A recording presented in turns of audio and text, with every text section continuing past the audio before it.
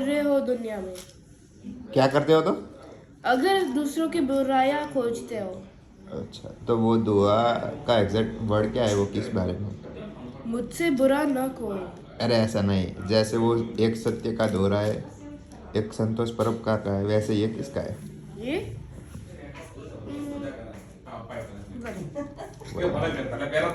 फिर उसके बाद कौन सा आता है?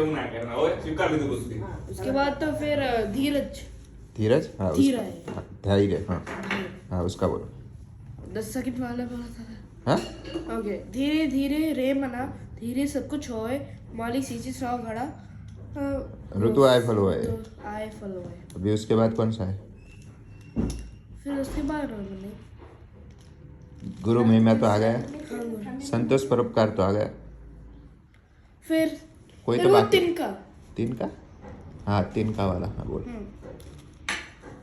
तिनका कब हो न निर्दय ही, जो हो पाओ तले होए, कब हो वो पड़े आखन पे, फिर घड़े घनेडी होए, ऐसा कुछ। એટલા મૂકી રાખ્યો કે તમે ચા પીને ખાઈ લો, ત્યાં જ બેઠા બેઠા ખાઈ લો. Tell Karen, happy